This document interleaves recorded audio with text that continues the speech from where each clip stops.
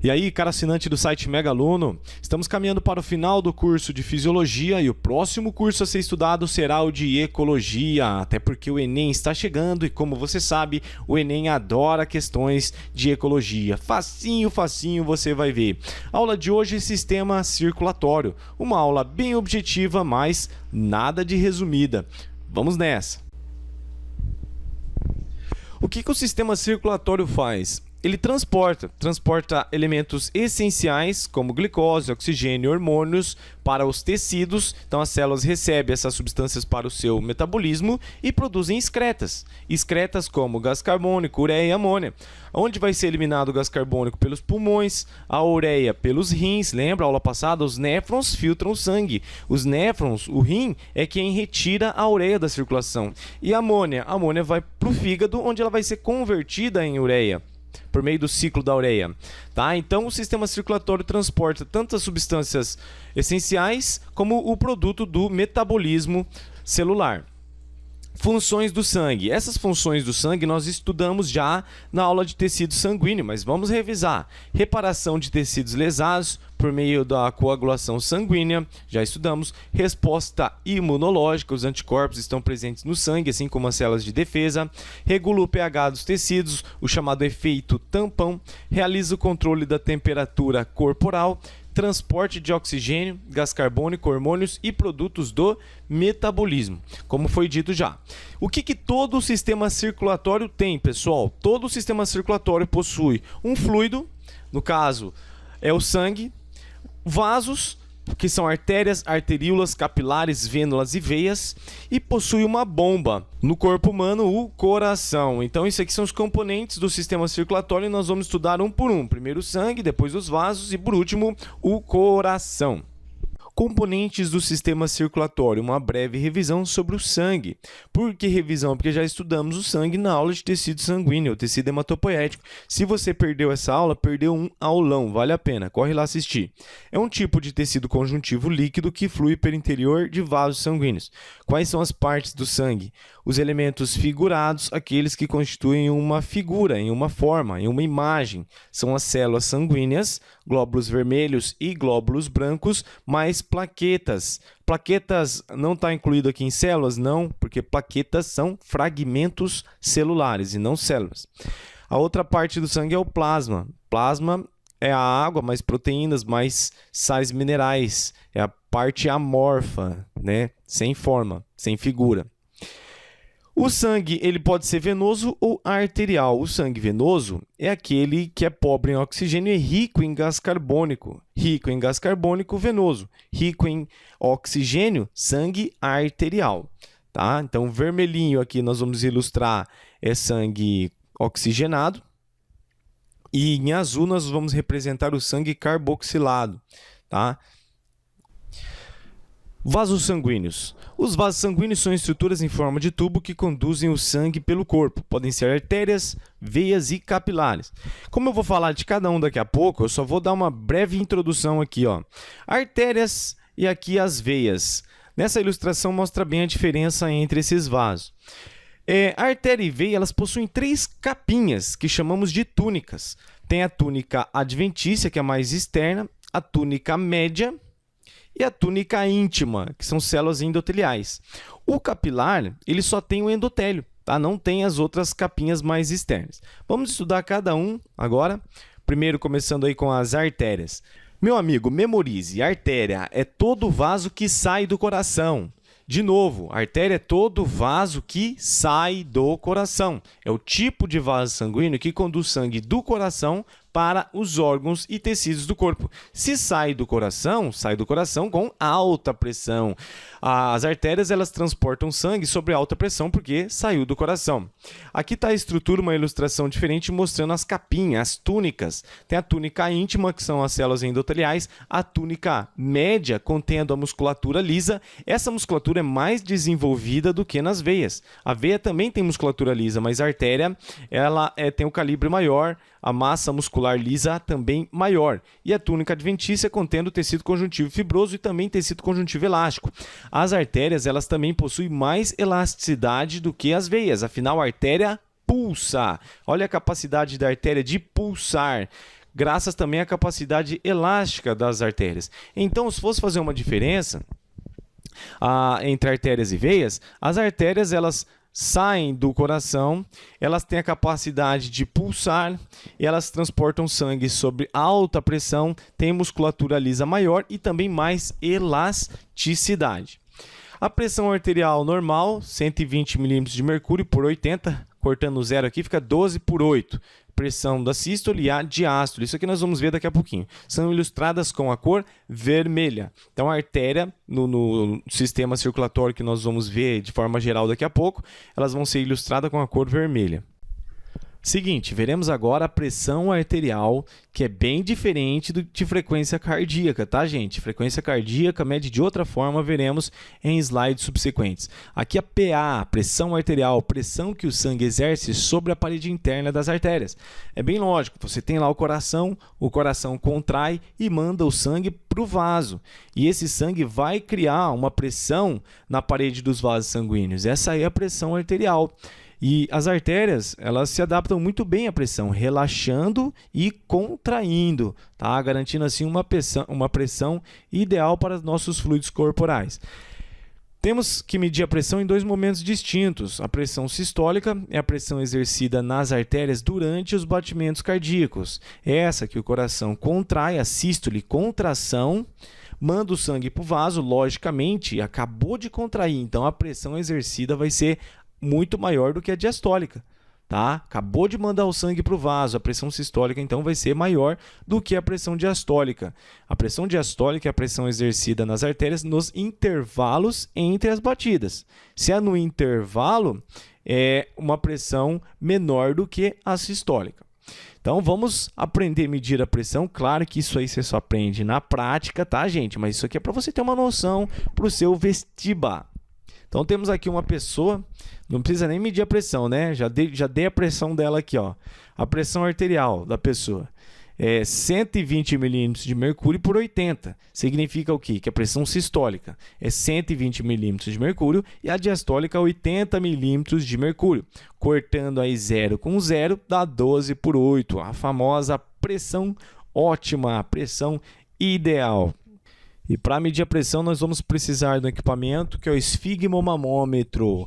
O esfigmomamômetro consiste aí numa bomba, tá, para encher essa braçadeira de ar. E tem também aqui um equipamentinho, um manômetro, que mede a pressão exercida por essa bolsa no seu braço, na artéria, né? Então, uma bolsa inflável. Então, o procedimento é o seguinte, galera. Pega essa bolsinha aqui, tá, e começa a apertar ela. Aperta ela, a abraçadeira aqui vai ajustando, né? Vai apertando o braço da pessoa. Então, começa no 100, você vai apertando a bombinha ali, ó, 120, 140, 180, 200, 220. Então, quando chega na pressão de 220, né, você vai soltando o ar agora. Por quê? Porque nessa pressão de 220, creio que já interrompeu o fluxo de sangue no braço da pessoa. Então, quando interrompe, você começa a soltar o ar agora. Você estava enchendo, agora você começa a soltar para ver qual que é a pressão que vai vencer a pressão imposta aqui pelo aparelho, né? Então, funciona assim, ó. Começa a soltar o ar. O que acontece? A hora que solta o ar, chega na pressão aqui, ó, 120, a setinha bate em 120, você começa a escutar o sangue passar pelo estetoscópio. Então, tem um aparelhinho aqui também, estetoscópio, que serve para escutar o sangue passando na artéria. Chegou, é 180, ainda você não escuta nada. 150, você não escuta nada. Quando chega a 120 milímetros de mercúrio, o sangue começa a passar, porque o sangue venceu a barreira imposta pela abraçadeira. O que significa isso? Que é 120 milímetros de mercúrio a pressão exercida na parede dessa artéria. Então, 3. Pressão na bolsa de ar entre 80 e 120 milímetros de mercúrio permite o fluxo de sangue durante a sístole. O som da passagem do sangue é audível no estetoscópio. Então, chegou a 120, você começa a escutar o sangue passar. Aí começa tum, durudum, durudum, durudum, e o ponteirinho aqui vai baixando. 120, 110, 90, 80, aí a última ausculta sua é com 80 milímetros de mercúrio. Depois você não escuta mais nada, tá? Então você escuta o fluxo de sangue no intervalo de 120, quando você escuta pela primeira vez, e de 80, quando você escuta pela última vez. Significa, então, que 120 é a pressão sistólica e 80 a pressão diastólica. Então, olha só. A pressão na bolsa menor que 80 milímetros de mercúrio permite fluxo de sangue durante a sístole e também a diástole. Os sons não são mais audíveis no estetoscópio. Ok, gente? Então você escuta a primeira batidinha, pô, escutou? Então essa é a pressão sistólica. Aí começa a escutar, tum, tum, tum, passar o sangue. A última que você escutou foi 80 milímetros de mercúrio. Significa que 80 milímetros de mercúrio é a pressão diastólica. Depois disso, você não escuta mais nada. Claro que eu dei um modelinho aqui de fácil entendimento, que é a pressão ideal, pressão ótima, que nós temos que buscar a pressão de 12/8. Dando continuidade ainda às artérias, vamos falar um pouquinho sobre as artérias coronárias. O coração, mesmo sendo depositário de sangue no interior aqui de suas cavidades, ele precisa de um sistema de irrigação próprio, que se dá por meio dessas artérias coronárias, elas que nutrem o miocárdio. O que é o miocárdio? A musculatura estriada cardíaca do coração. Lembra? A contração involuntária. Acontece que tem um problema frequente, né? Muito comum, é a obstrução dessas artérias coronárias com placas de gordura, ateroma, formando ateroma e, consequentemente, a aterosclerose. O que acontece? Vai diminuindo o calibre das coronárias devido à deposição de placas de gordura. Consequentemente, chega menos sangue ao miocárdio, ele começa a funcionar de forma errada e se obstrui a passagem, por exemplo, obstrui a passagem de sangue para a musculatura cardíaca, a musculatura começa a infartar, né? Começa a morrer e, consequentemente, pode levar a um infarto do miocárdio. Então, as artérias coronárias, elas promovem a irrigação das células cardíacas da parede do coração, o miocárdio, podem ser obstruídas por placa de gordura, o colesterol.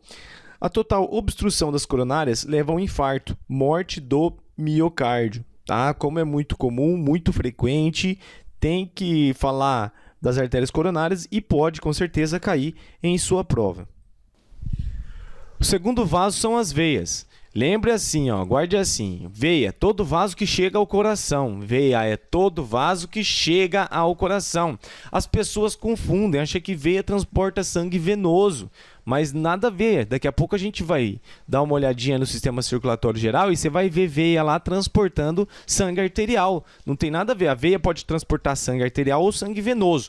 O conceito de veia é todo vaso sanguíneo que conduz sangue de órgãos e tecidos do corpo para o coração. Chegou ao coração é veia. Uma diferença aí das veias em relação às artérias é que as veias possuem válvulas que mantêm o sentido unidirecional do sangue, garantindo o seu retorno ao coração. Então nós temos um esqueminha explicando muito bem como que funciona isso. Imagine, o coração ele contrai e manda o sangue para o seu corpo. Imagine aquele sangue que chega nos seus membros inferiores, no dedão do seu pé. Como que ele vai subir? Quem vai fazer o retorno venoso são as veias. Então a veia é que faz esse retorno. Com a ajuda de quem? Com a ajuda da musculatura lisa da própria veia. Então as veias elas ficam contraindo para o sangue subir e também com a ajuda da contração da musculatura esquelética, por exemplo, da sua panturrilha, da musculatura tibial anterior, a musculatura dos membros inferiores, principalmente, que auxiliam aqui o retorno, a subida desse sangue. Funciona assim, então, subiu o sangue, fechou a válvula, a de cima abre, passou o sangue, fechou a válvula de baixo, abre a válvula de cima. Isso garante o quê? O sentido unidirecional do sangue, tá? Não esqueça que a musculatura esquelética e também a musculatura da própria veia, a lisa, ela é imprescindível para o retorno venoso. Então, nós temos aí uma musculatura lisa e também a musculatura esquelética. Lembrando que a musculatura lisa ela é involuntária e a musculatura esquelética depende da sua vontade para a contração. Então, nós temos aqui uma veia normal e uma veia varicosa. O que é uma veia varicosa? Pessoa, por motivos de hereditariedade, mudanças fisiológicas da gravidez, pode ser muitos outros motivos, a pessoa fica muito tempo em pé, acaba tendo veia, varicosa, acaba tendo varicosa, tá? O que é varicosa? Essa veia ela deixa de funcionar, essa válvula deixa de funcionar corretamente e acaba se dilatando. E isso é visível até na superfície. Olha só o surgimento de varizes. O que é isso, professor? Aula de geografia? Mapa? Não, isso aqui são varizes, tá? É a veia varicosa, que é um problema que pode ser associado a válvulas venosas. O último vaso sanguíneo são os capilares. Capilar não tem musculatura lisa, não tem tecido conjuntivo fibroso, não tem tecido conjuntivo elástico. O que o capilar tem? Somente o endotélio. Professor, eu não me lembro. O que é o endotélio? É um tecido epitelial de revestimento. Foi a primeira aula sobre tecido epitelial em histologia. São vasos finíssimos localizados entre veias e artérias. As artérias se ramificam em artérias cada vez menores, arteríolas. As veias também se ramificam em veias menores, as vênulas. E quem faz o intercâmbio são os capilares.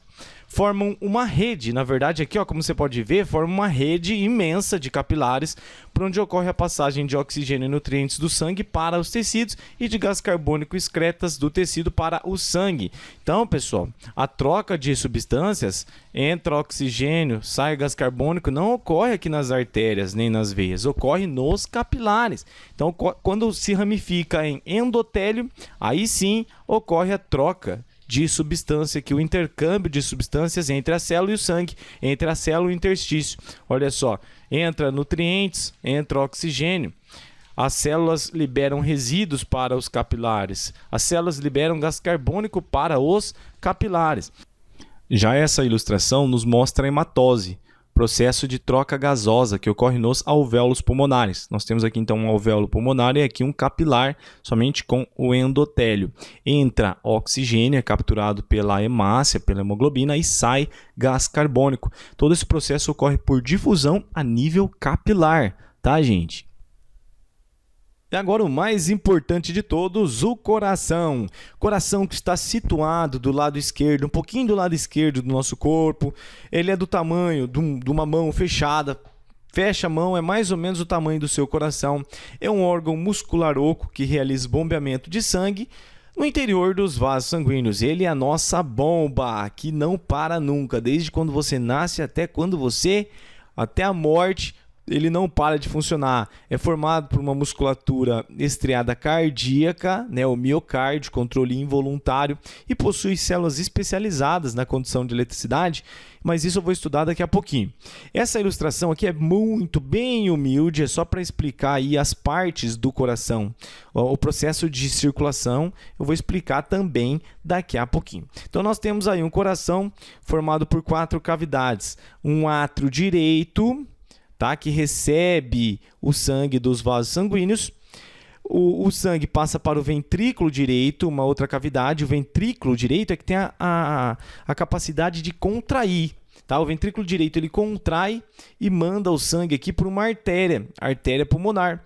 Essa artéria pulmonar se divide em direita e esquerda, leva o sangue para o pulmão direito e para o pulmão esquerdo. Tá? Aqui desse lado nós temos aí o átrio esquerdo que recebe o sangue arterial e passa para o ventrículo esquerdo. O ventrículo esquerdo contrai e manda o sangue aqui para a artéria aorta. A artéria aorta é o principal vaso que leva o sangue para todo o nosso corpo. Membros superiores, membros inferiores, órgãos, todas as nossas células necessitam de suprimento e quem manda suprimento para as nossas células é a artéria aorta que sai aqui do ventrículo esquerdo. Então, já resumindo então, para fixar bem, o átrio é que recebe o sangue, os vasos, e o ventrículo ele contrai e manda o sangue para os vasos sanguíneos, tá? Como que funcionam essas válvulas aqui, ó? Do átrio direito para o ventrículo direito, nós temos uma válvula tricúspide. Tricúspide porque em seu arranjo tem 3 folhetos, né? Uma estrutura que parece um paraquedas de tecido conjuntivo. Já do lado esquerdo é a bicúspide ou mitral. Como que funcionam essas válvulas, pessoal? O átrio direito recebe o sangue e começa a mandar o sangue para o ventrículo direito. Só que essa válvula ela abre facilmente no sentido de cima para baixo.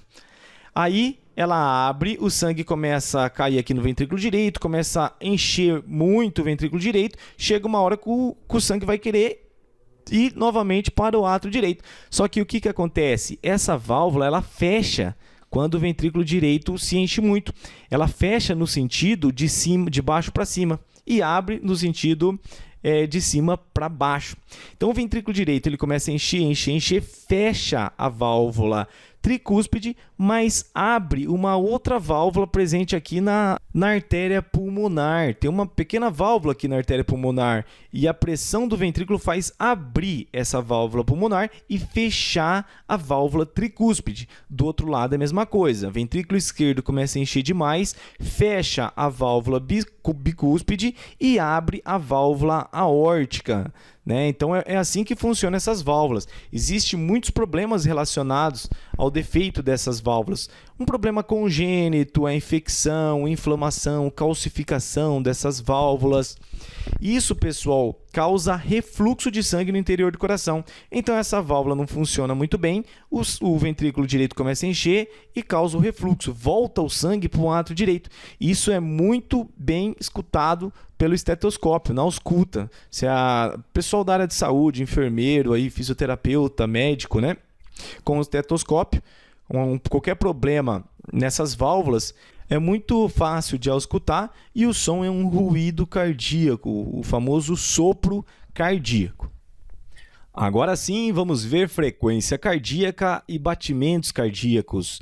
Então, quando o médico coloca os 2 dedos no pulso do paciente, ele está medindo o que? A frequência cardíaca. Quantas batidas o coração do paciente dá em 1 minuto. Tá? Essa é a frequência cardíaca. Uma batida compreende a contração, que é a sístole, e o relaxamento, que é chamado de diástole. Então, contraiu, sístole, relaxou, diástole, compreende aí uma batida. A frequência cardíaca de uma pessoa normal, em repouso, é de 70 a 80 batimentos por minuto. Tá? E essas batidas é controlado por quem? Pelo marcapasso natural do corpo humano, que é o nó sinoatrial. Essa estrutura aqui, localizada no átrio direito, o nó sinoatrial ou o marcapasso natural do corpo humano.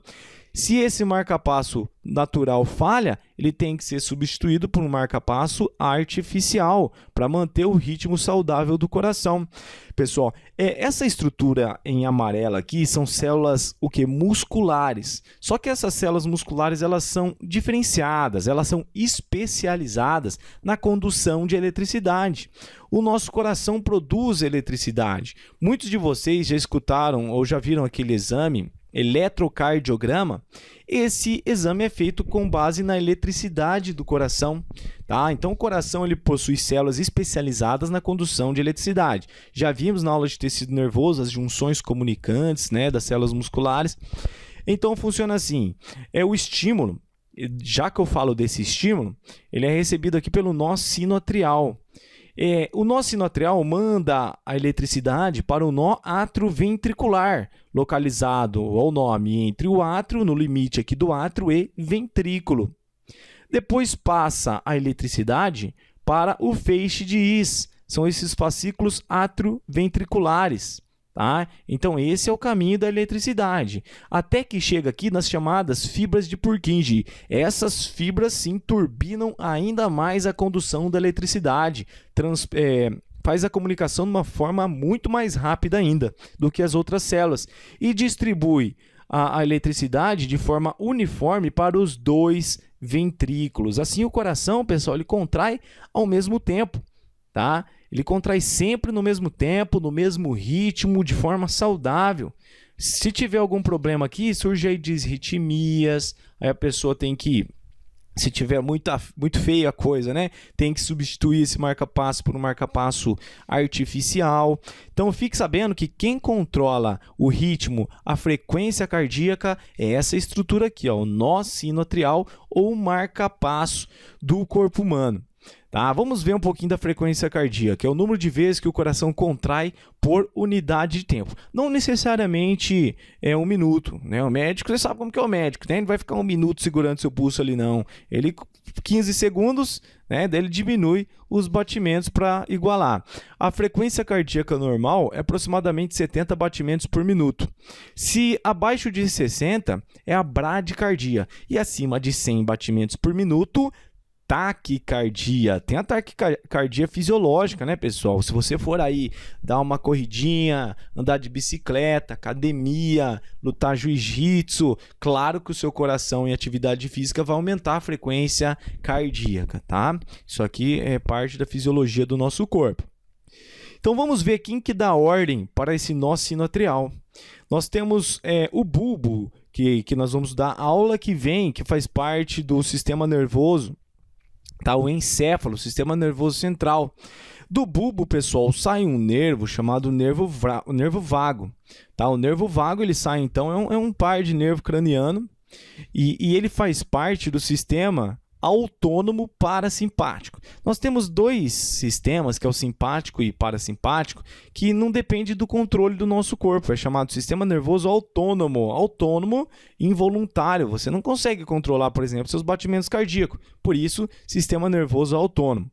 E ele é dividido em simpático e parasimpático. O nervo vago, ele é parasimpático.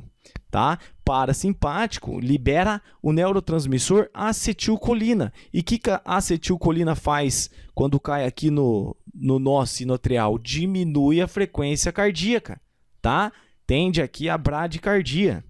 Por outro lado, nós temos a medula espinhal, e da medula também sai um nervo, que é o plexo cardíaco.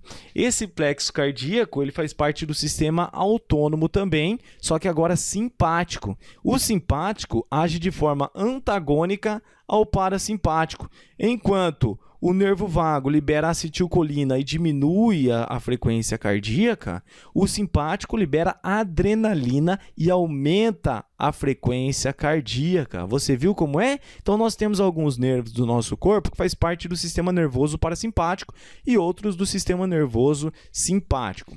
Lembra assim, ó, nervo vago, vagar, devagar, né? Devagar diminui a frequência cardíaca. Então, pessoal, o coração, ele é controlado, logicamente, pelo sistema nervoso autônomo, nervos que saem do encéfalo e nervos também que saem da medula, sistema nervoso simpático e parasimpático. Então, a frequência cardíaca é modulada pelos neurotransmissores acetilcolina, que diminui a frequência cardíaca, e a adrenalina, que aumenta a frequência cardíaca. Enfim, circulação de sangue no corpo humano. Galerinha, lembre-se do seguinte, lado direito do seu corpo circula o sangue venoso, em azul, lado direito aqui da ilustração, no caso, circula o sangue venoso. E lado esquerdo da ilustração, que é o seu lado esquerdo do seu corpo, circula o sangue arterial. Tá? A primeira coisa é saber disso aí. Lado direito circula o sangue venoso e lado esquerdo do seu corpo circula o sangue arterial. Nada melhor do que uma imagem aqui para memorizar. Muitas pessoas memorizam, tem aquela memória fotográfica, né? Isso é muito importante, em biologia principalmente. E vamos dividir também em grande circulação e pequena circulação. A grande circulação é chamada de sistêmica. É essa circulação que leva o sangue para os seus membros inferiores, para os seus membros superiores, para o corpo em geral. E a pequena circulação vai apenas ali pertinho para os pulmões. Ó, a pequena circulação e aqui a grande circulação, que vai da cabeça aos pés, né? Então, nós já dividimos em grande circulação e pequena circulação. Vamos ver agora o trajeto. Ponto de partida nosso. Ventrículo esquerdo. O ventrículo esquerdo, ele contrai, tá? E todo vaso que sai do coração é uma artéria. Essa artéria aqui é muito famosa. Essa artéria, agora, é a artéria aorta. Então, a artéria aorta, ela tem várias ramificações, não vem ao caso de estudar agora. Uma ramificação dela vai para cima e a outra para baixo. Então, essa aqui é a famosa artéria aorta, que está transportando o sangue arterial. Então, a artéria aorta, ela leva o quê? Sangue arterial rico em oxigênio, nutrientes, para os tecidos. Aqui forma a rede de capilar nos tecidos, as células ganham oxigênio, ganham glicose e produz metabólitos, né? as suas excreções. Aí, então, transforma sangue arterial em sangue venoso. E quem que transporta agora esse sangue venoso de volta ao coração? É uma veia, né? Lembra, veia, todo vaso que chega ao coração. Olha só, a veia cava chegando ao coração. Veia cava chega ao coração e chega pelo átrio, tá? Repetindo, o sangue chega no átrio e daí sai pelo ventrículo. Do átrio direito para o ventrículo direito, quem que nós encontramos aqui? Uma válvula, a tricúspide. Então, o sangue passa pela tricúspide e cai aonde? No ventrículo direito. Tá? Agora, nós vamos falar da pequena circulação, então. A pequena circulação começa aqui, ó, no ventrículo direito. O ventrículo contrai e manda o sangue para os pulmões. Vaso que sai do coração se chama artéria. A artéria que vai para os pulmões se chama artéria pulmonar. Tá? Então, a artéria pulmonar sai do coração e leva o sangue venoso para os pulmões. Então, aqui vai ocorrer a hematose. O sangue venoso vai virar sangue arterial, vermelhinho. Todo vaso que chega ao coração é uma veia. Veia que sai do coração, que sai do pulmão e chega ao coração, é a veia pulmonar. São as veias pulmonares chegando novamente ao coração. E chega no coração aonde? No átrio esquerdo. Tá? Átrio esquerdo, aqui depois passa por uma válvula, a válvula bicúspide ou mitral, e cai novamente no ventrículo esquerdo e fechamos o nosso circuito, a nossa circulação, a pequena circulação e a grande circulação. Mega aluno, assista várias vezes essa parte, memorize esse slide, porque é imprescindível que você vá para a prova sabendo todo esse circuito aqui de cabeça. Tá? Claro que existem vários atalhos para você matar questões, por exemplo. Você nunca vai ver uma veia saindo do coração e nenhuma artéria chegando. Então, aí você vai eliminando muitas alternativas no vestibular. Mas é imprescindível que você memorize a circulação sistêmica e também a circulação pulmonar. Combinado? Eba, brincar um pouquinho de resolver questões de vestibular. E a questão número 1 é da FUVEST. No coração dos mamíferos, a passagem de sangue. Olha, um vestibular concorrido, hein? Mas esse tipo de questão você não pode errar. O sangue ele chega no átrio e do átrio passa para o ventrículo. Alternativa A, do átrio esquerdo para o ventrículo esquerdo. Correto, pessoal? O sangue chega nos átrios e do átrio passa para o ventrículo. Ok, gabarito A. Questão 2, da Unesp. O esquema baixo representa o coração de um mamífero. Baseando-se no esquema, responda. Quais os nomes dos vasos representados pelos números 1 e 2? Veja só, o vaso 1, ele sai do ventrículo esquerdo. Esse aqui é o ventrículo esquerdo. O vaso 1 sai do ventrículo esquerdo, então só pode ser uma artéria. A artéria que sai do lado esquerdo é a artéria aorta, que leva o sangue para os tecidos. O 2 saiu do ventrículo direito e se ramificou em esquerdo e direito, né? Esquerdo e direito. Essa aqui é a artéria pulmonar, porque o ventrículo direito sai a artéria pulmonar e leva sangue para o pulmão esquerdo e pulmão direito. Então, resposta 1, artéria aorta, e 2 são as artérias pulmonares.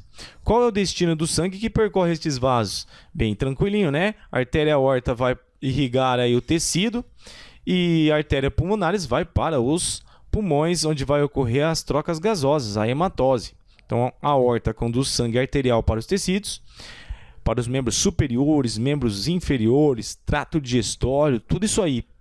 E artérias pulmonares conduz sangue venoso para os pulmões, onde ocorre a trocas gasosas. 3. Unesp. A função das válvulas existentes nas veias é... A. Retardar o fluxo sanguíneo? Não. B. Impedir o refluxo de sangue? Sim. Lembra que a função das válvulas, a válvula ela permite o fluxo unidirecional. Assim, ela impede o refluxo de sangue. Vimos isso aí em detalhes. As veias, gabarito, bola. 4. A válvula localizada no orifício atrioventricular direito para impedir o refluxo de sangue no coração dos mamíferos chama-se... Bom, pessoal, do lado direito é a tricúspide, do lado esquerdo é a bicúspide ou mitral. Então, nosso gabarito, alternativa, é elefante. Você pode fazer um memorex, um mnemônico para memorizar isso aqui. Por exemplo, lado esquerdo T, né, de tricúspide, então fica ET. ET, esquerdo, tricúspide. ET, de extraterrestre mesmo, parece loucura, mas pessoal, tá valendo, é mnemônico e ajuda na memorização. 5. PUC, um pesquisador introduzindo cateteres plásticos através de veias e artérias periféricas de um cachorro, colheu amostras de sangue nos locais apontados na figura abaixo. Em cada amostra, dosou a saturação de oxigênio do sangue. O resultado mais provável encontrado em relação à saturação foi... Lembre-se, meu amigo, lado esquerdo para cá circula sangue arterial. Lado direito para cá, já que cachorro é um mamífero, né, circula sangue venoso. Então, aorta, 7, átrio esquerdo, 5, ventrículo esquerdo, eles estão com sangue arterial. E átrio direito, ventrículo direito, artéria pulmonar, eles com sangue venoso. Logicamente, a saturação de oxigênio no 5, 6 e 7 vai ser maior do que em 2, 3 e 4, né? Então, a saturação de 6 é igual à saturação de 5? Sim, a saturação aqui é igual aqui. Por quê? Do átrio esquerdo para o ventrículo esquerdo não teve hematose, nenhum processo de troca gasosa. Aqui é apenas um local de passagem pela válvula. Então, a saturação de 6 é igual à saturação de 5, que é maior, logicamente, que a saturação de 4, porque o 4 está aqui do lado direito, e é igual à saturação de 3, porque do ventrículo direito até a artéria pulmonar não teve nenhum processo de troca. Logicamente, nosso gabarito, então, é o A. A de amor, 6, Unip. Nas opções a seguir estão relacionadas cavidades cardíacas e vasos sanguíneos. Assinale aquela que reúna cavidades e vasos nos quais, no homem adulto, o sangue encontrado será sempre arterial. Queremos sangue sempre arterial. Lado esquerdo, arterial. Lado direito, venoso. Então, tudo que você vê de direito aqui, você passa já a caneta errado. Alternativa A, ventrículo esquerdo? Sim, lado esquerdo. Aorta? A aorta está também do lado esquerdo. Artéria pulmonar? Não, a artéria pulmonar está do lado direito. B, átrio esquerdo? Sim. Veia pulmonar? Sim, pessoal, veia pulmonar ela chega ao coração, ela sai do pulmão e chega ao coração, e chega com sangue oxigenado, sangue arterial. Então, a veia pulmonar, a aorta, átrio esquerdo e ventrículo esquerdo estão localizados do lado esquerdo do nosso corpo e carregam sangue arterial. Temos aí nosso gabarito bola. E assim terminamos, carinha, mais uma videoaula. Você viu que a aula foi bem objetiva, mas não foi resumida. Acho que você não vai ter dificuldade em resolver questões do Enem, vestibular, que vier. Eu sei que você está pronto se você ficou até o final desta videoaula. Próximo tema será sistema nervoso. É diferente de tecido nervoso que já estudamos. Sistema nervoso, nós vamos estudar o sistema simpático, parasimpático, a classificação dos nervos, cerebelo, bulbo, estruturas do sistema nervoso central, e é uma aula muito interessante e é lógico que você não vai perder, né? Se você quiser gabaritar e continuando mandando bem nas questões de biologia, assista então a nossa próxima videoaula. Um forte abraço e até a próxima!